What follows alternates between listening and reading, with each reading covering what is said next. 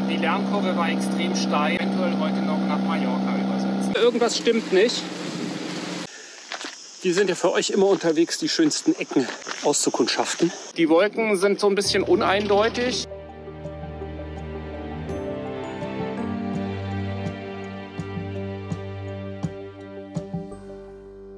Die Maschine läuft wieder und ich bin echt glücklich darüber.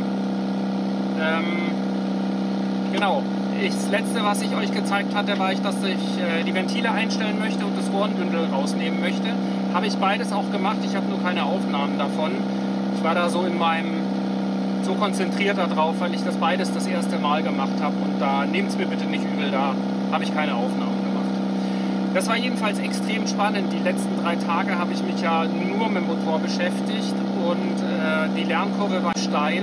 Mich hat extrem gefreut. Ich habe einen Freund, der ist mit mir auch über die Biskaya gegangen und der hatte mir danach gesagt, als ich dann fertig war und alles wieder lief, dass er mir das vor einem Jahr nicht zugetraut hätte, dass ich mit der Technik klarkomme.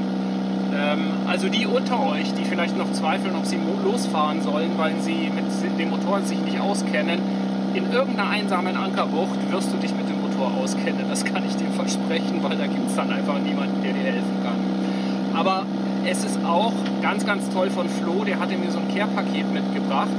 Da war Dichtungspapier drin, da war Hylomar drin und da war flüssiges Metall drin. Und das habe ich alles 3 gebraucht und das war sehr, sehr hilfreich, dass ich das hatte. Also wer das noch nicht hat, die 3 Sachen braucht ihr unbedingt, wenn ihr an den Motor rangehen wollt. Es ist wieder alles super, der Motor läuft super rund. Ich bin jetzt 3 Stunden lang, nee stimmt nicht, ich bin jetzt 2 Stunden lang gegen Wind und Welle gefahren, um den Motor zu testen. Drehe jetzt wieder um, weil ich möchte eventuell heute noch nach Mallorca übersetzen.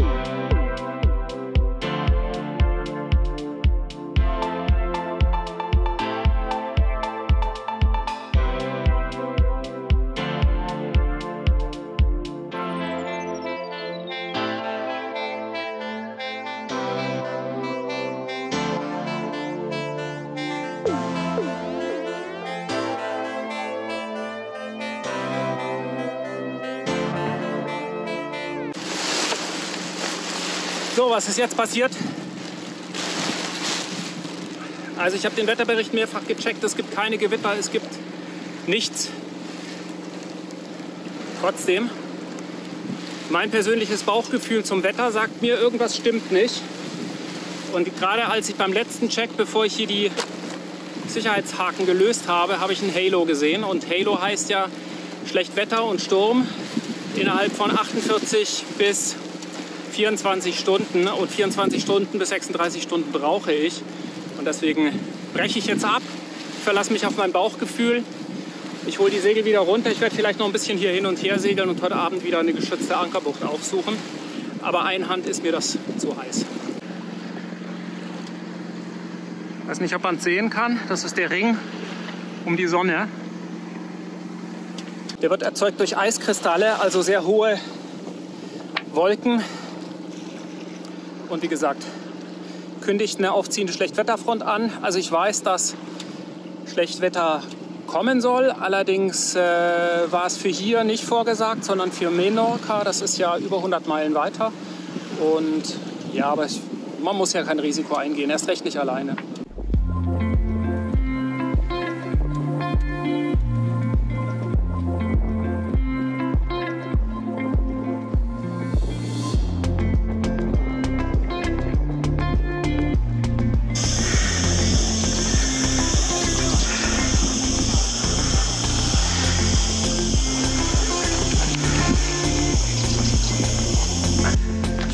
sind ja für euch immer unterwegs, die schönsten Ecken auszukundschaften.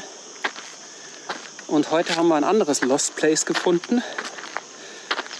Das liegt in der Caldenserra. Übrigens eine sehr schöne Cala. Und das ist die Ruine von einem nicht fertig gebauten Hotel. Wollen wir mal gucken, ob wir da reinkommen.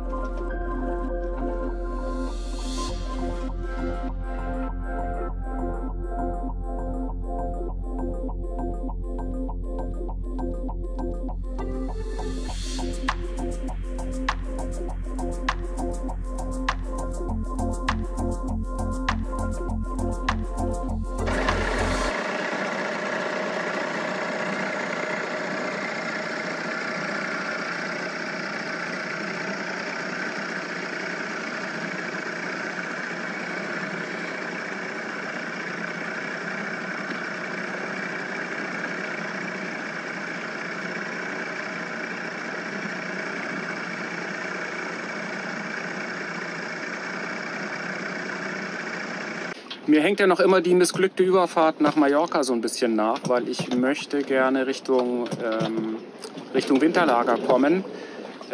Die Wettervorhersage gibt es aber einfach nicht her. Also gestern war das Wetterfenster nicht so verlässlich, wie ich es mir gewünscht hätte. Also jedenfalls für das erste Mal offshore und alleine.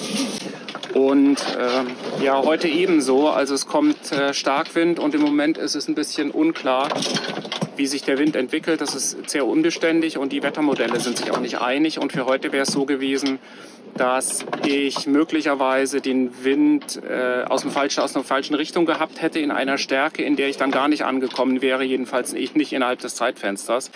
Deswegen treibe ich mich gerade um die Insel noch mal ein bisschen rum. Ich habe ja gestern noch mal eine wunderschöne Bucht erkundet. Das ist die Caldenserra. Das ist auf der Nordseite von Ibiza. Dort ist ein Lost Place, ein verlassenes Hotel, also nicht fertig gebautes Hotel. Und überhaupt ist es eine sehr, sehr schöne Bucht. Hier sind ein paar Bilder davon.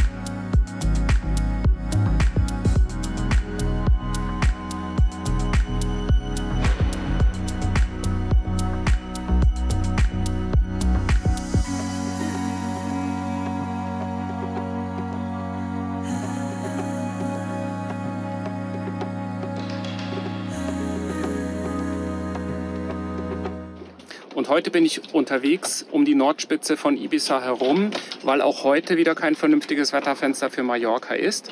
Aber der Starkwind eben angesagt ist. Das heißt, ich fahre jetzt auf die Südseite von Ibiza, habe mir dort eine Bucht rausgesucht, die sehr geschützt ist, die Cala Longa.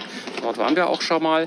Und ja, die Wolken sind so ein bisschen uneindeutig und später, wenn ich hier um die Landspitze rum bin, werde ich wahrscheinlich so um die 20 Knoten von vorne haben.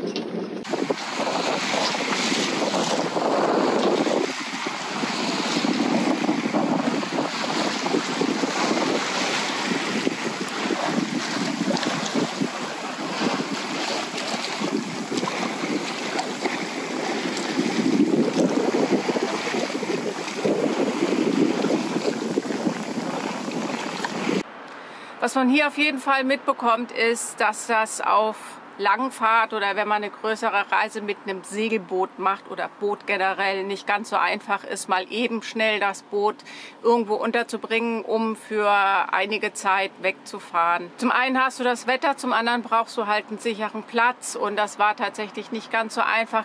Zu dem letzten Video, das mit der Dieselpest, da gab es noch viele Rückfragen und dazu übergebe ich an meinen technischen Assistenten. Genau, übergebe ich an meinen technischen Leiter. Zu dem letzten Video gab es ja von euch noch eine ganze Menge technische Fragen, welche Bestandteile ich verbaut habe und so weiter. Das verlinke ich euch zum einen in das letzte Video, also in das Video zur Dieselpest, aber auch hier rein, also die Ersatzteile, die ich verwendet habe, wie Filter und ähnliches. Und ihr könnt auch dazu gerne in dem Video zur Dieselpest auch nochmal in den Kommentaren nachlesen. Da kamen nämlich ganz tolle Hinweise auch, dass man sinnvollerweise einen Tagestank nochmal hat mit einem davor geschalteten Filter, dass man am besten Grotamar verwendet, aber da gehe ich gleich nochmal drauf ein. Die 3 Bestandteile, die ich an Bord hatte und die mir so wichtig waren, die Flo mitgebracht hat. Und das war zum einen Hylomar. Das ist hier schon eine natürlich stark gebrauchte Tube. Das ist ein Dichtungsmittel eigentlich für flüssigkeitsführende Schläuche zum Beispiel. Also die kann man damit abdichten. Man kann aber auch in einer Kombination mit einem Dichtpapier, das ist ja auch, hatte ich ja auch genannt, das ist jetzt ein Bogen, wo man das abschneiden kann. Man kann natürlich auch eine alte Seekarte nehmen. Wichtig ist, dass die nicht plastifiziert ist, also keine Plastikoberfläche hat und einen starken Holzanteil. Und dann kann man praktisch die 2 Teile kombinieren zu einer vernünftigen Dichtung. Also ich verwende das dann so, dass ich praktisch Dichtpapier nehme und beidseitig Hylomar auftrage. Und was ich auch noch erwähnt hatte, ist flüssiges Metall. Das ist praktisch ein 2 Komponenten, ja, Füllstoff sozusagen. Damit kann man modellieren. Und dadurch, dass die 2 Komponenten beim Spritzen zusammengeführt werden, kann man den eben auch wieder verschließen. Das ist eine ganz feine Sache. Und dann war noch die Frage von einem von euch, ob denn das Liqui-Moly als Schutz vor Viren, vor Bakterien im Tank, also vor der Dieselpest, nicht geholfen hat, weil ich habe ja immer Liqui-Moly gefahren nach Anweisung. Und dazu muss ich vielleicht noch mal ganz kurz auf die Geschichte eingehen. Ich habe ja in Hamburg professionell filtern lassen. Die haben danach eine Schockdosierung mit Grotamar gemacht und ich habe ab dann eine Vorsorgedosierung mit Liqui-Moly gemacht. Was ich damals nicht gemacht habe, ist die Filter zu tauschen, weil ich wusste es nicht. Aber ich hatte ja die Schockdosierung von Grotamar, also für den Befall schon. Also insofern kann ich es nicht genau sagen. Man kann aber den Kommentaren der anderen Segler im letzten Video entnehmen, dass so die einhellige Meinung ist, dass Grotamar schon am besten schützt. Und deswegen sind wir sehr froh, dass wir jetzt in Barcelona auch wieder als Privatleute Grotamar kaufen können. Genau. So viel zur Technik. So viel zur Technik. Ich gebe wieder an die Marketingabteilung. Ja, also Christoph hat dann ja weiterhin verzweifelt versucht, den gewünschten Liegeplatz zu erreichen. So viel im Voraus, der wurde es nicht. Aber dazu mehr in den nächsten Videos. Und wenn du das nicht verpassen möchtest, dann abonniere doch am besten den Kanal und schalte die Glocke ein. Dann wirst du auch informiert, wenn die neuen Videos rauskommen. Und folge uns gerne auf Instagram und auch auf Facebook. Und ich würde sagen, das war's für heute. Bis zum nächsten Mal und tschüss.